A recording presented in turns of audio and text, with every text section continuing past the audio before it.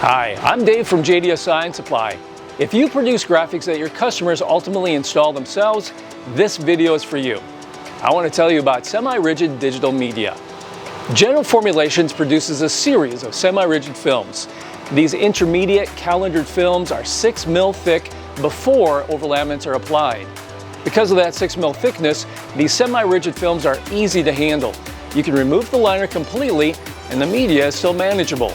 It won't collapse down on itself like thinner cast and calendered films want to do. That's a key benefit if your customer is applying the graphic and they don't have much experience. It could be POP at a convenience store, graphics on a glass door, even the stickers that go on water bottles. Using a semi-rigid film reduces the worry of a problem after you hand over the printed graphics.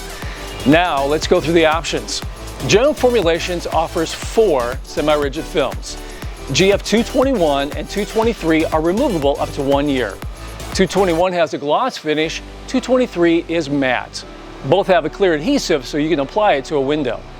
GF 220 and 222 are the permanent versions of these semi-rigid films. 220 has a gloss finish, 222 is matte. Again, both have a clear adhesive.